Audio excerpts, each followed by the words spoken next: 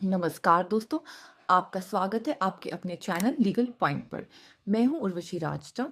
दोस्तों, अक्सर भरण पोषण मेंटेनेंस के मामलों में ये सवाल उठता है कि अगर पत्नी अपनी मर्जी से अलग रह रही हो या उसने कोर्ट में कुछ तथ्य छुपाए हों, तो क्या उसे गुजारा भत्ता मिलेगा। आज हम इलाहाबाद हाई कोर्ट के एक बहुत ही महत्वपूर्ण फैसले पर चर्चा करेंगे, जो धारा 125 सीआरपीसी से जुड़ा है।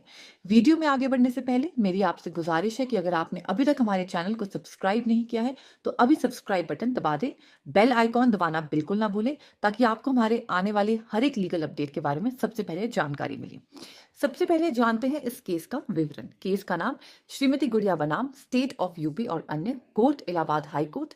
Case number criminal revision number 6348 साल 2023। फैसले की तारीख 17 नवंबर 2025। माननीय जज जस्टिस मदन पाल सिंह। आइए अब समझते हैं कि आखिर मामला क्या था। इस केस में पत्नी रिविजनिस्ट ने फैमिली कोर्ट चंदौली के आदेश को चुनौती दी थी। फैमिली कोर्ट ने 31 अक्टूबर 2023 को पत्नी की धारा 125 सीआरपीसी वाले भरण पोषण की अर्जी खारिज कर दी थी।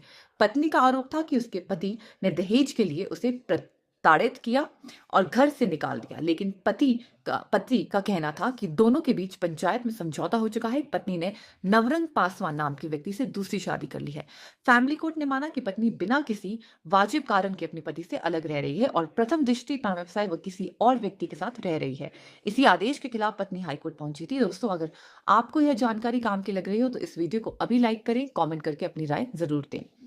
इस केस में हाईकोर्ट ने कुछ बहुत ही महत्वपूर्ण लीगल पॉइंट्स पर गौर किया, जो आपके लिए जानना बेहद जरूरी है। पहला पॉइंट, आधार कार्ड में हेराफेरी, कंसीलमेंट ऑफ फैक्ट्स। कोर्ट ने पाया कि पत्नी ने 2016 में आधार कार्ड बनवाया था जिसमें पति का नाम विकास कुमार था, लेकिन 2017 में उसने आधार कार्ड में सुधार करवाकर पति के नाम की जगह अपने पति का नाम डलवा दिया।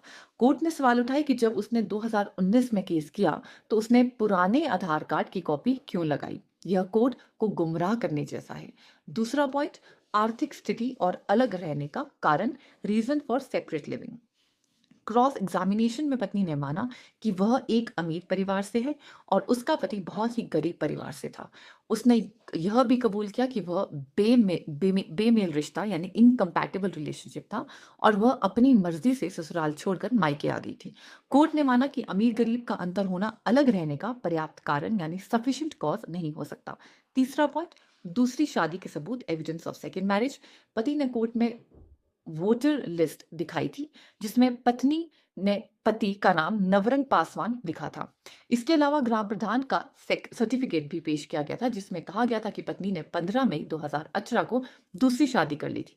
पत्नी ने वोटर लिस्ट में दर्ज गलत नाम को सही करवाने के लिए कोई कदम नहीं उठाया था। चौथा पॉइंट, रिविजनल अधिकार यानी रिविजनल ज्यूरिसडिक्शन। हाईकोर्ट ने स्पष्ट किया कि रिवीजन की सुनवाई करते समय वह गवाहों और सबूतों को दोबारा मूल्यांकन यानी रीअप्रिसिएशन तब तक नहीं कर सकता जब तक कि निचली अदालत का फैसला पूरी तरह से गलत या कानून के खिलाफ ना हो। अंत में हाईकोर्ट ने क्या फैसला सुनाया। इलाहाबाद हाईकोर्ट ने पाया कि फैमिली कोर्ट का फैसला बिल्कुल सही था। कोर्ट ने माना कि पत्नी ने जानबूझकर तथ्य को छुपाया। क्लीन हैंड से वह कोर्ट नहीं आई थी और वह अपनी मर्जी से पति से अलग रह रही थी, ना कि किसी मजबूरी में। कोर्ट ने कहा कि रिकॉर्ड पर मौजूद सबूतों से यह साफ है कि पत्नी बिना किसी उचित कारण के अलग रह रही है और संभवतः वह किसी अन्य पुरुष के साथ रह रही है। हाईकोर्ट ने पत्नी की रिवीजन याचिका को खारिज कर दिया और उसे भरण पोषण देने से मना कर दिया। तो दोस्तों, यह था आज का अहम फैसला। इससे यह सीख मिलती है कि कोर्ट में हमेशा सही तथ्य रखने चाहिए और केवल आर्थिक असमानता पति से अलग रहने का आधार नहीं हो सकती। उम्मीद है आपको आज का यह एपिसोड पसंद आया होगा। जाने से पहले चैनल को सब्सक्राइब करना और बेल आइकॉन दबाना बिल्कुल ना भूलें। मैं हूं उर्वशी राजटा, मिलूंगी आपसे अगली वीडियो में एक और नए कानूनी मुद्दे के साथ। तब तक के लिए जय हिंद।